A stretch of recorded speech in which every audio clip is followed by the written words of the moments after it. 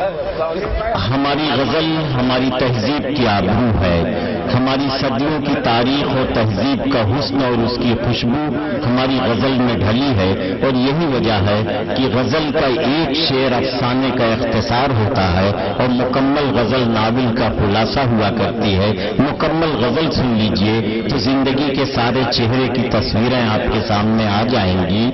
میں اس وقت ایک ایسے شاعر سے گزارش کر رہا ہوں جو زندگی کے بہت سے چہروں سے نقاب الٹنے کی صلاحیت رکھتا ہے، اور ہر چہرے کی ایک تصویر اس کے ایک شعر میں مل جائے گی۔ تحت لفظ میں کلام سنائے گا، لیکن ایک ایک شعر آپ کے ذہنوں کو روشن کرے گا۔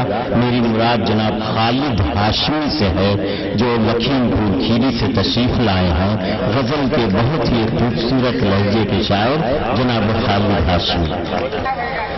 عرض کرتا ہوں کہ میری آنکھوں کی ایک مدت سے نمناکی نہیں جاتی، میری آنکھوں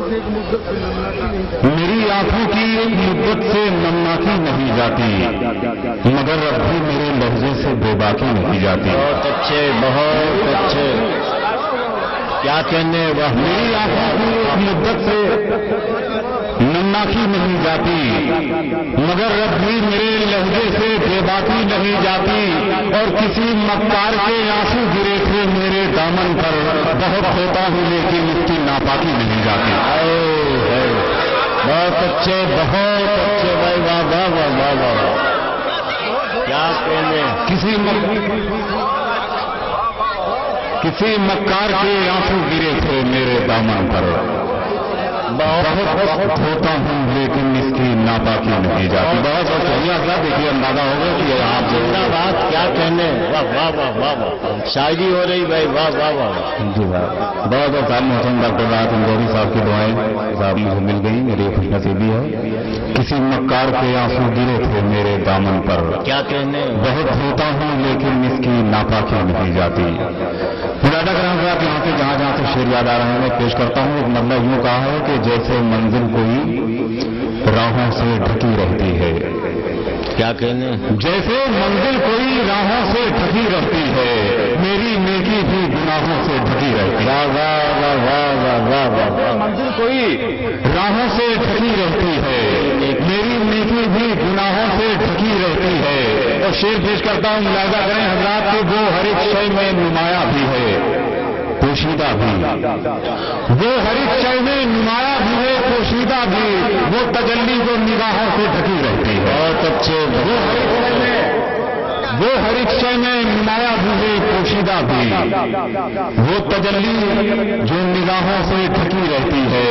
اور اب دیکھیں ایک شعر اب پھر بطور خاص حاضر کرتا ہوں کہ وہ تجلی جو نگاہوں سے ڈھکی رہتی ہے، جھوپڑی بھی میری محلوں کے احاطے میں ہے، جھوپڑی بھی میری محلوں کے احاطے میں ہے، مفلسی بھی میری شاہوں سے ڈھکی رہتی ہے۔ جھوپڑی بھی میری محلوں کے احاطے میں ہے، ارے واہ واہ واہ واہ، جھوپڑی بھی میری واہ واہ واہ، محلوں کے احاطے میں ہے۔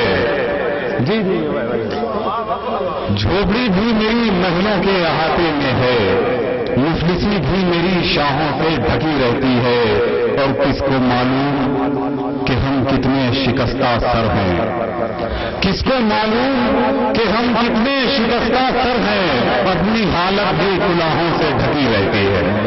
کس کو معلوم کہ ہم کتنے شکستہ سر ہیں، اپنی حالت بھی گناہوں سے ڈھکی رہتی ہے، اور ہوگا انصاف جہاں اب وہ عدالت ہوگی۔ واہ واہ، ہوگا انصاف جہاں اب وہ عدالت ہوگی، یہ عدالت تو گواہوں سے ڈھکی رہتی ہے۔ ہوگا انصاف جہاں اب وہ عدالت ہوگی، یہ عدالت تو گواہوں سے ڈھکی رہتی ہے۔ یہاں سے مسئلہ اور حاضر خدمت کرتا ہوں کہ میاں شہرت سے بس ایسے کبھی عظمت نہیں ملتی۔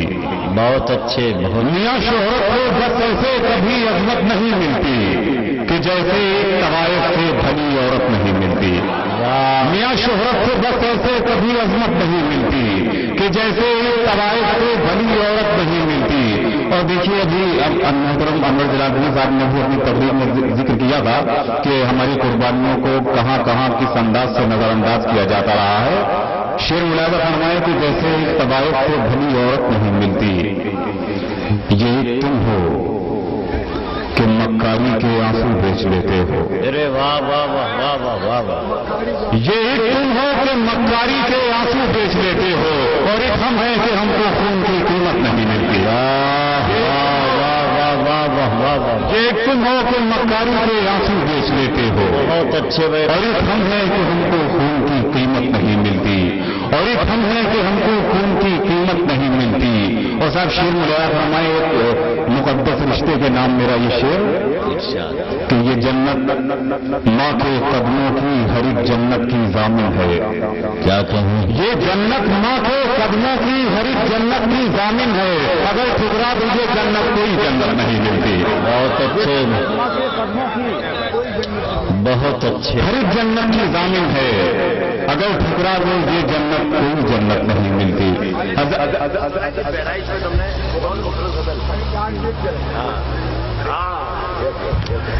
دیکھیے ایک غزل کے لیے حکم ہے محترم راحت اندوری صاحب کا، میں وہ غزل حاضر کر رہا ہوں۔ ہو سکتا ہے کہ اس میں سے میرے کچھ دوست ہوں جو ان کی سنی ہو غزل ہو، لیکن میں معذرت کے ساتھ برداشت کر لیں۔ ہاں ملاحظہ کریں، مطلب کو بہت ذمہ داری سے آپ کو اپنی شعر کے ساتھ انصاف کرنا ہے۔ ملاحظہ کریں، مطلب یہ عرض کیا ہے کہ دشمن کبھی بکے تو کبھی یار بک گئے، دشمن کبھی بکے تو کبھی یار بک گئے، قیمت میری لگا کے خریدار بک گئے۔ دشمن کبھی بکے تو کبھی یار بک گئے، قیمت میری لگا کے خریدار بک گئے، اور قیمت کسی فقیر کو ہجرے کی کیا لگی، مہینوں کے دیکھیے درو دیوار بک گئے۔ قیمت کسی فقیر کے ہجرے کی کیا لگی، مہینوں کے دیکھیے درو دیوار بک گئے۔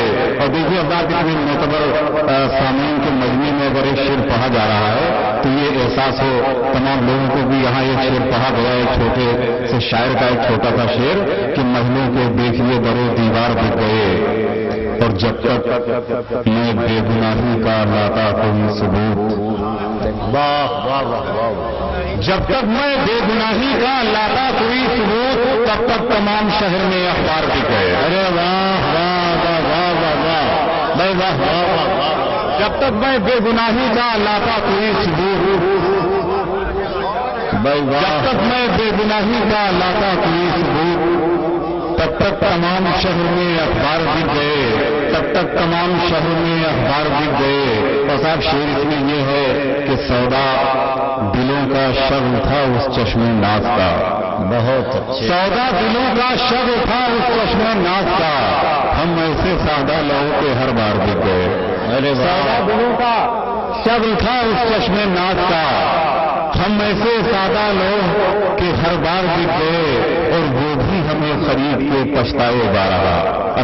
واہ واہ واہ واہ، وہ بھی ہمیں خرید کے پچھتائے جا رہا، ہم کو بھی یہ ملال کے بیکار بک گئے۔ ارے واہ واہ، وہ بھی ہمیں خرید کے پچھتائے جا رہا، بہت اچھے بھائی، ہم کو بھی یہ ملال کے بیکار بک گئے۔ اور خالق تو کون ہے جسے دنیا نہ بیچ دے، یوسف نبی تھے اور سوے بازار بک گئے۔ واہ واہ واہ واہ واہ واہ واہ واہ۔ اور بھائی خالد بھائی کچھ اور سنا دیجیے۔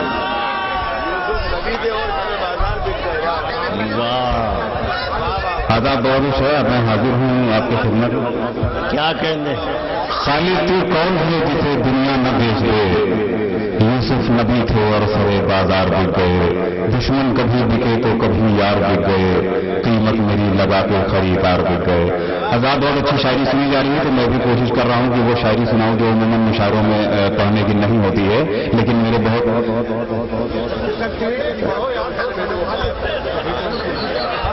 اچھا دیکھیے حضرات ایک غزل کے لیے حکم ہے تو میں حاضر کرتا ہوں، سماعت فرمائیں۔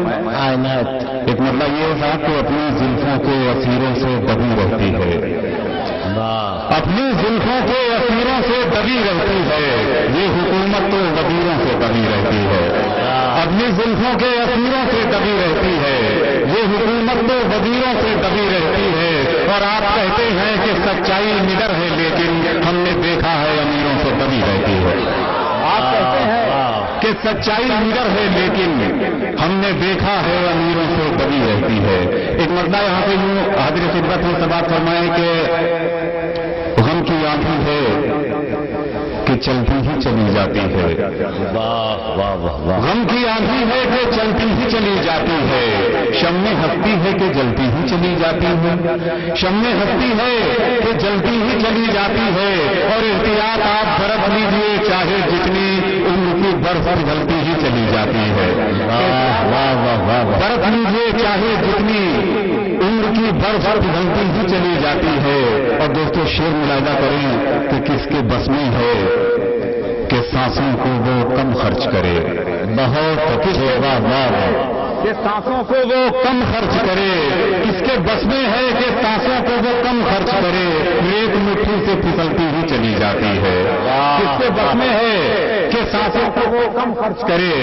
ایک مٹھی سے پھسلتی ہی چلی جاتی ہے.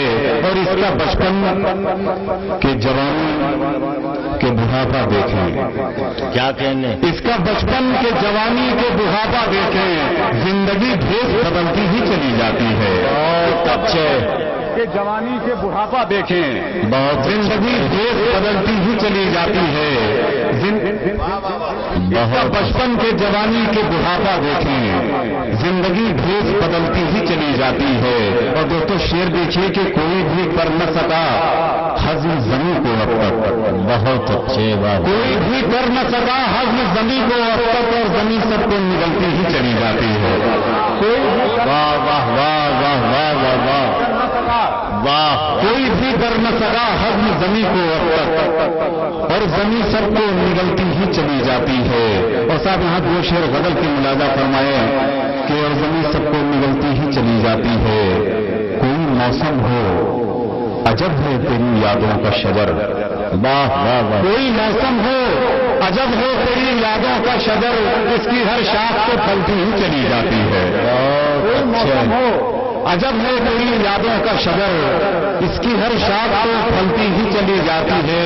اور چاہتا ہوں کہ تیرا غم نہ ہو ظاہر لیکن بات کے بات نکلتی ہی چلی جاتی ہے. بہت اچھے. بہت تیرا غم نہ ہو ظاہر لیکن بات کے بات نکلتی ہی چلی جاتی ہے. غم کی آندھی ہے کہ چلتی ہی چلی جاتی ہے. شمع ہستی ہے کہ جلتی ہی چلی جاتی. بہت اچھے خالد صاحب. کیا کہنے. جناب خالد ہاشمی نے بڑے تازہ افکار سے نوازا.